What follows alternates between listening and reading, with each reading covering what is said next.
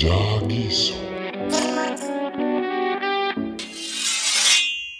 ደራሲው ከቫምፓየሯ ጋር ፍቅር መስርቷል። ነገር ግን የቫምፓየሯ እህት በመሃላቸው ስትመጣ ውስብስብ ነገሮች ይፈጠራሉ። ምን ለሚለው ጥያቄ ፊልማችን መልሳለሁ። ሰላም ቤተሰቦች፣ ዛሬ ኪስ ኦፍ ዘ ዳም የተሰኘ አንድ የቫምፓየር ዘውግ የሆነ ፊልም ገለጻ ላደርግላችሁ ነው። ቪዲዮ ከተመቻችሁ ላይክ እና ኮሜንት አድርጉ። ለቤተሰቡ አዲስ ከሆናችሁ ሰብስክራይብ ማድረግን እንዳትረሱ። በቀጥታ ወደ ገለጻው ገባለሁኝ። ጆሃና የተባለች መሪ ተዋናያችን በትልቅ ቤት ውስጥ የፍቅር ፊልም ስትመለከት እናገኛታለን። ብቸኝነት ያጠቃት ሴት ነበረች። ፊልሙን ጨርሳ ጠዋት ላይ በቤቷ ወለል የደም ጠብታ እናያለን። ሰራተኛዋን መታ ተጠርገዋለች። ቀጥሎም ሌላ ፊልም ለመከራየት ትሄዳለች። በፊልም መደርደሪያው አካባቢም የፊልማችን ወንድ አክተር ፓውሎ በፍቅር ሲመለከታት እሷም ስትመለከተው በጣም ወዷት ሲያየት እናያለን። ውጭ ላይ ዝናብ እየዘነበ ነው። ወደ ቤቷ ለመሄድ እስኪያባራ በመታገስ ላይ ሳለች ፓውሎ ይመጣና ቀርቧት አብረን ሻይ ቡና እንበል ይላታል። እሺታዋን አግኝቶ እየጠጡ እርስ በእርስ ይተዋወቃሉ። ፓውሎ የፊልም ደራሲ ሲሆን ለአዲሱ ፊልም ቦታ መረጣ ነው ወደ ተለየ አካባቢ መምጣት ግድ የሆነበት። ጆሃናም እኔ የትርጉም ስራ ነው የምሰራው፣ ቀን ዝግጅት ስለማደርግ ከቤት አልወጣም ትለዋለች። ሁለቱም ተያይዞ ወደ ጆሃና ቤት ሄደው ፊልም ማየት ይጀምራሉ። ፓውሎ ቀርቦ ይስማታል። ከሳማት በኋላ ጆሃና ስህተት ነው ብላ አሰበች። መሳሳሙን አቆመችና እንዲሄድ ጠየቀችው። በድጋሚ ደውልልሻለሁ ብሎ ወጥቶ ሄደ። በዚህ መንገድ ፓውሎን ማወቋ አስለቀሳት። እሱም ወደ ቤታቸው ይደውላል። ሰራተኛዋ ታነሳለች። ቀጥሎም ዛሬ ማታ የማታው ቦታ ላይ እጠብቅሻለሁ ብሎ መልእክት አስቀምጠ እስኪጨልም ድረስ ጠበቃት። ነገር ግን አልመጣችም። ቀጥታ ወደ ቤቷ ይሄዳል። ጆሃና የበሯን መዝጊያ በሰንሰለት ጣምዳ በትንሹ ከፍታ ማውራት ጀመረች። ወደ ውስጥ እንዲገባ ግን አልፈቀደችለትም። ፓውሎ ምንም አይነት ችግር ቢኖርብሽ አብረን መወጣት እንችላለን፣ እባክሽን ወደ ውስጥ ልግባ ይላታል። አላስገባ ስትለው በውጭ እንዳለ አስገድዶ ይስማታል። እየተሳሳሙ በመሃል ከንፈሩን ትነክሰዋለች። ንክሻው ግን ቀላል ንክሻ አልነበረም። ወደ ቤት እንዲሄድ ነገረችው። በቀጣይ በሱቅ ውስጥ በድጋሚ ይተያያሉ። ጆሃና ግን ሳታገኘው ትሰወራለች። ምሽት ላይ ወደ ቤቷ ይሄዳል። ዛሬ እንዲገባ ፈቅዳለታለች። ወደ አጠገቤ ናልኝ ትለውና እጇን ልቧ ላይ ያስቀምጣ ተመልከት፣ እኔ የሰው ልብ የለኝም፣ በፀሐይ ወደ ውጭ መውጣት አልችልም፣ ምክንያቱም ቫምፓየር ነኝ ትለዋለች። እሱ ግን አላመናትም። ወደ አልጋ ክፍሏም ይዘው ትገባና ራሷን በሰንሰለት እንዲያስራት ታደርጋለች። ዝቅ ብሎ መሳም ሲጀምር እሷ ልታሳየው የፈለገችው ግን ሌላ ነበር። ከቆይታ በኋላ ጥርሶቿ ወደፊት እየወጡ እየገጠጡ ይመጣሉ። የአይኖቿ ቀለም ተቀያየሩ። በመጨረሻ ማመናት ቢሆንም አልፈራትም። የታሰረችበትን ሰንሰለት ይፈታና ወሲብ ይፈጽማሉ። በመሃል ግን ከአንገቱ ስር ትነክሰዋለች። በጧትም ካንተ ጋር ምንም ነገር ለማድረግ ዝግጁ ነኝ ትለዋለች። ቢሆንም ግን ነክሰዋለች። ከዚህ በኋላ ፓውሎም ቫምፓየር መሆኑ ተረጋገጠ። አብሮ ለመኖር አማራጩ ይህ ነውና በቀጣይ ስለ ሁኔታቸው በጥልቀት ማስጠናት ጀመረች። ችግሩም የቀይ ደም ሴል መዛባት ነው። የአንተንም ደም ቼክ ማድረጋችን አይቀርም። ቢሆንም በምንም አይነት መልኩ የሰው ደም አንመገብም። እንስሳትን እያደንን ራሳችንን እናቆያለን። በእንዲህ አይነት ሁኔታ አብረን በፍቅር እንቆያለን ትለዋለች። እንስሳት ማደንንም ታስተምረዋለች። በቀጣይ ሲን ሌላኛውን የሴት አክተርስ ሜሚን እናያለን። ሜሚ ግድ የለሽ ቫምፓየር ናት። የተሰማትን ታደርጋለች። አንድ ሰው ስታጠቃ ቀጥላም ሀገር ትቀይራለች። በዚህ ጊዜ በድንገት ጆሃና ጋር ትመጣለች። እንደ እውነቱ እህቷ ናት። ቢሆንም ባላት ክፉ ባህሪ ትጠላታለች። ለአንድ ሳምንት አብሬያችሁ በዚህ ይቆያለሁ ትላታለች። መኖሪያ ቤቱ የሁለቱም አይደለም። አንድ የቫምፓየር አክተርስ አለች። እንዲኖርበት እሷ ናት የሰጣችው። ራት ላይ ተሰብስበው እያወሩ ነው። ሜሚ ባለፉት 5 ዓመታት በአንድ ሀገር ቆይቻለሁ። የአካባቢው ሰዎችም ስለማንነት ያውቀውብኛል። ስለዚህ የግዴን ቦታ መቀየሬ ነው ትላታለች። ፓውሎም በንግግራቸው መሃል ጸባዩን ይረዳል። ጆሃናም አይዞ በጊዜ ሂደት ትረዳታለህ ትለዋለች። ጠዋት ላይ ሁለቱም በአንድ ላይ ሆነው ሲያወሩ እንዲህ ትላታለች፣ አንቺ ብቸኛ ሆነሽ ነበር። ስለዚህም ነው ፓውሎን ነክሰሽ መጠቀም ያደረግሽው።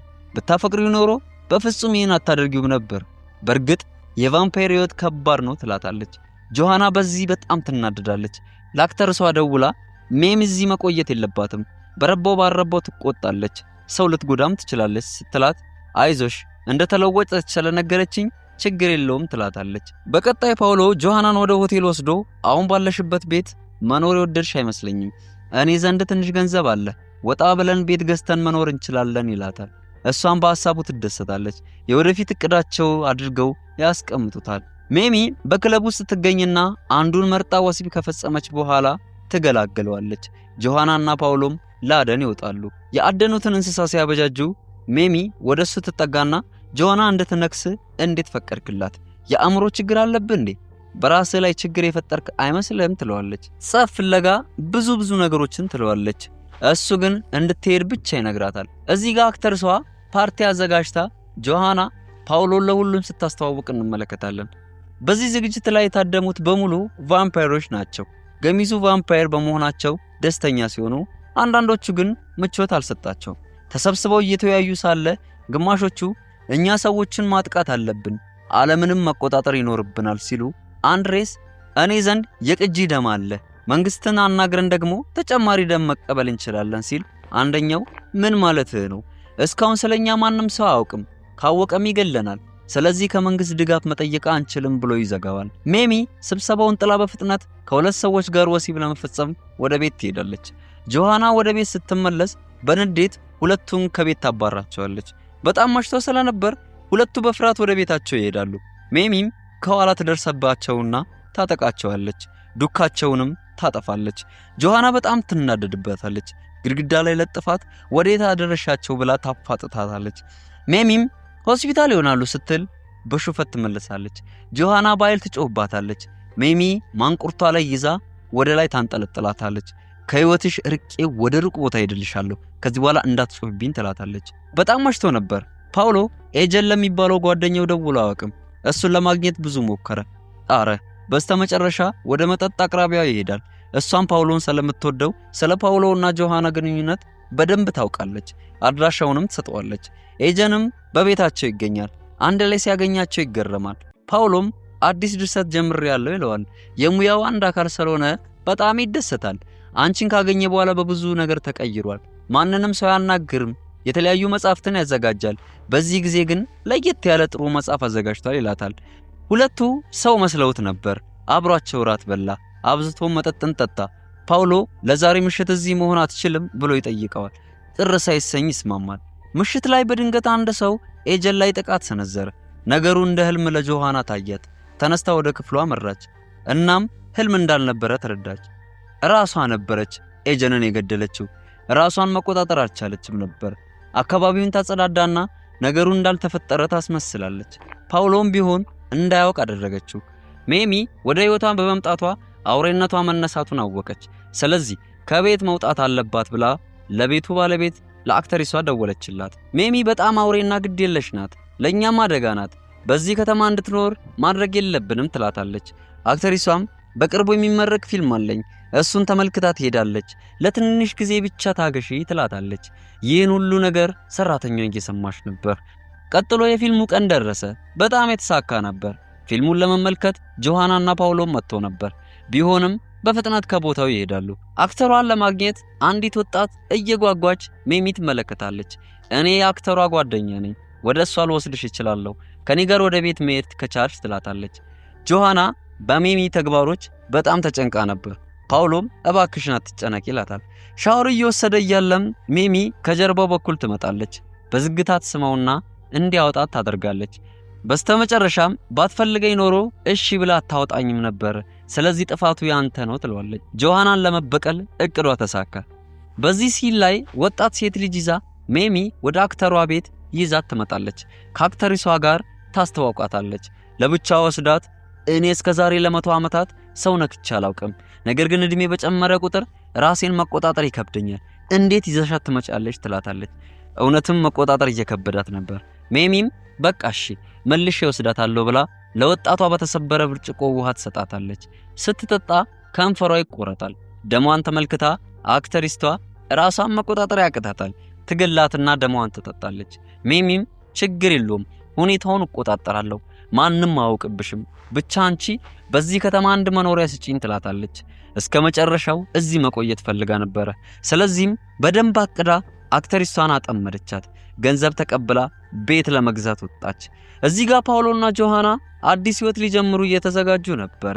ፓውሎም አስቀድሞ በሜሚና በሱ መሃል የሆነውን ሁሉ ነገራት። በጣም አዘነች። ቢሆንም እሷም ያጠፋችውን ጥፋት ተናዘዘች። ያንተን የሥራ ባልደረባ እኔ ነኝ የገደልኩት ትለዋለች። ሁሉም ፍጹም እንዳልሆኑ ተረዱ። አንድ ላይ መኖርም አጥብቀው ሰላም ይፈልጉ እርስ በርሳቸው ይቅርታ ተባባሉ። ሌሊት ላይ ሜሚ ወደ ቤት እየተመለሰች ነበር። በመንገዷ ላይ እንስሳ ይገባባትና አድናለሁ ብላ ከመስመሯ ስትወጣ መቆጣጠር ያቅታትና ተገልብጣ የከፋ አደጋ ይደርስባታል። ፀሐይ ከመውጣቷ በፊት ቤት ካልገባች ቆዳዋ መንደዱ አይቀርም። በጉዳቷ ሳቢያ ግን ምንም ማድረግ አልቻለችም። ፀሐይ በመውጣቷ ቆዳዋ መንደድ ጀመረ። ትዳከምና እየተንፏቀቀች ወደ ቤቱ ለመድረስ ትጥር ጀመረች። በአጋጣሚ ግን ሰራተኛዋ መጣች።